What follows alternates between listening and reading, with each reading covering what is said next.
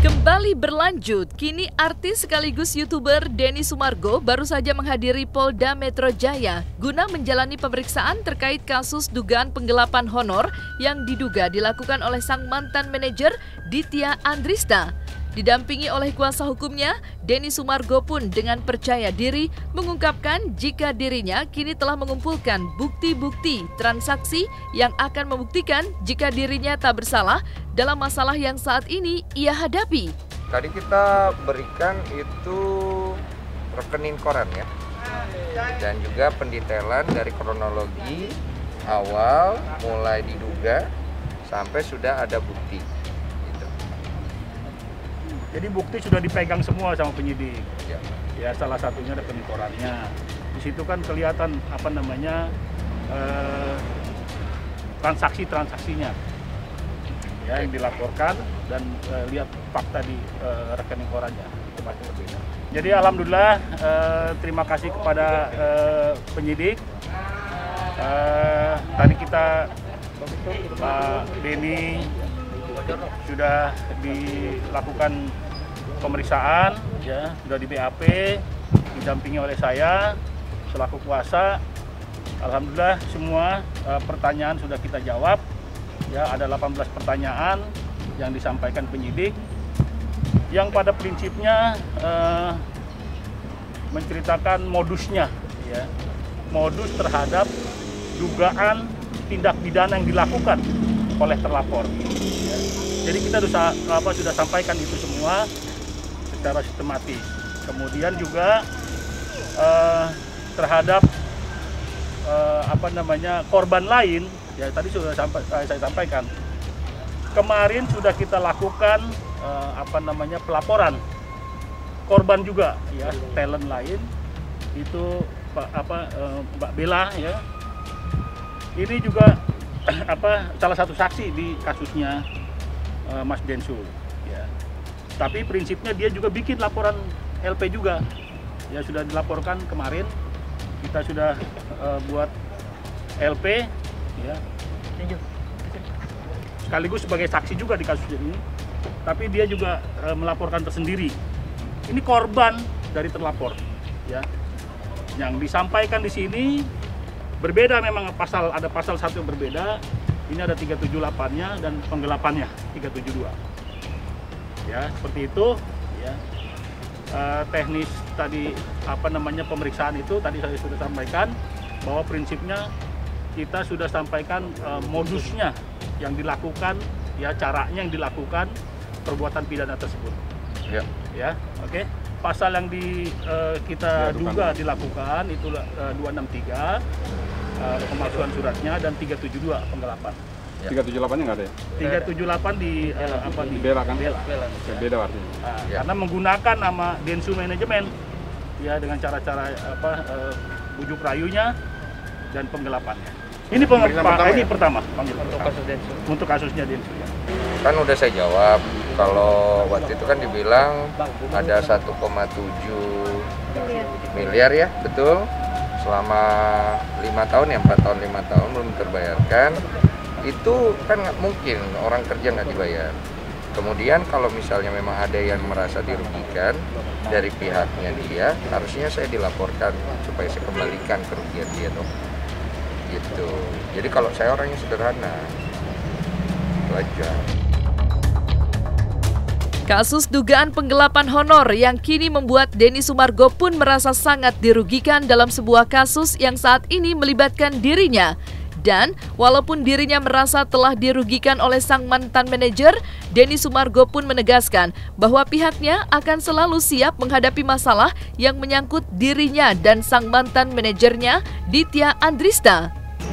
Iya, karena kan kita ada bukti transfer, kita kan bayar orang ada bukti transfer, dan saya bayarkan kepada pihak dia, walaupun kewajiban dia tidak kerjakan, tapi tetap saya bayar, gitu.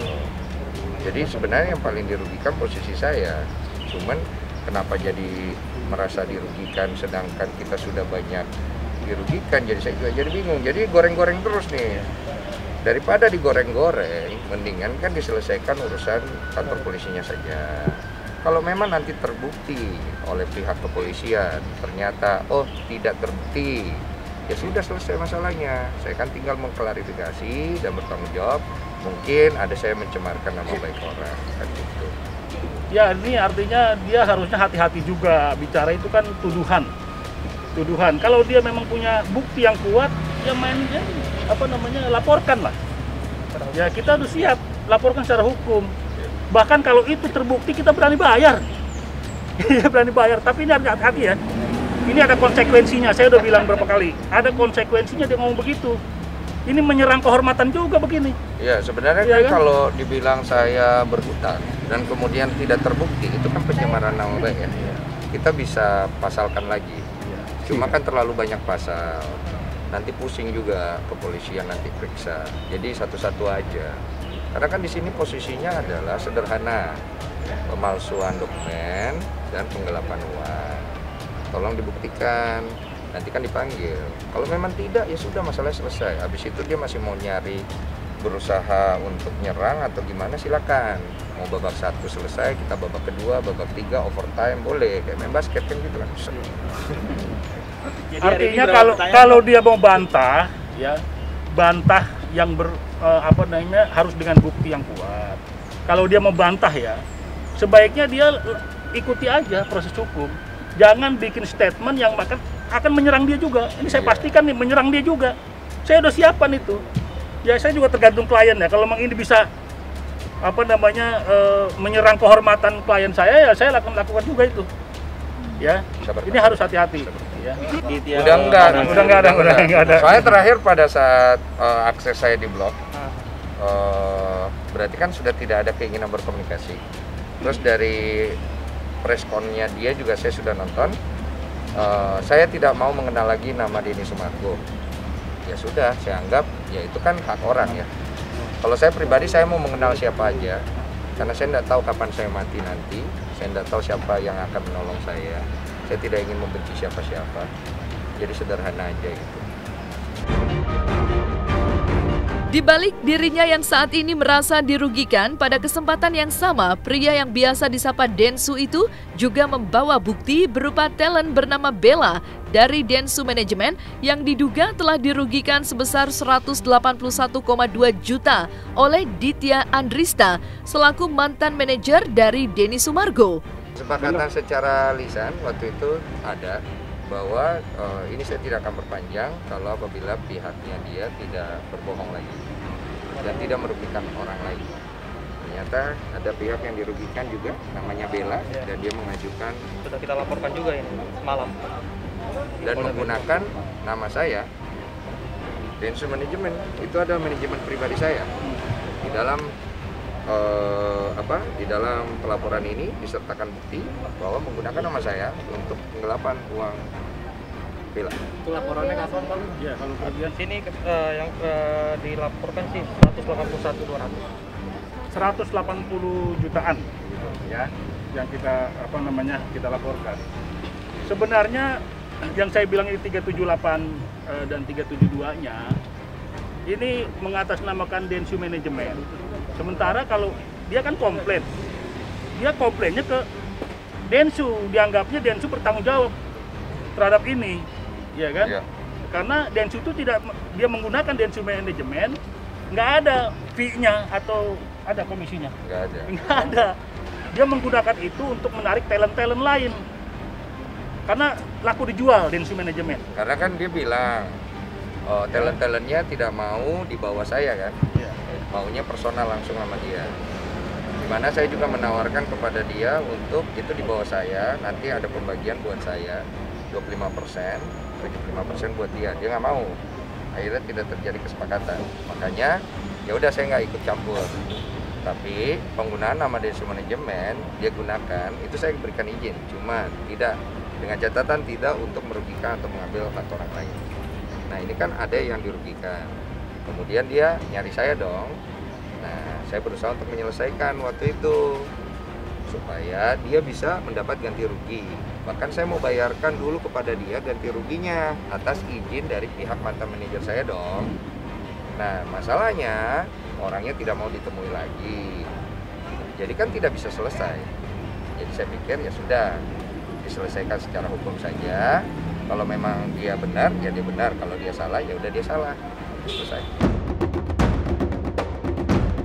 Di saat dirinya kini tengah menghadapi permasalahan dengan mantan manajernya, Denny Sumargo pun turut menanggapi kasus dugaan kaburnya Rahel V-nya dari karantina di Wisma Atlet Jakarta Utara. Meski mengenal sosok Rahel, Denny Sumargo tak segan-segan meminta agar mantan istri dari Niko Al-Hakim itu segera ditindak tegas untuk bertanggung jawab atas perbuatan yang telah dilakukannya.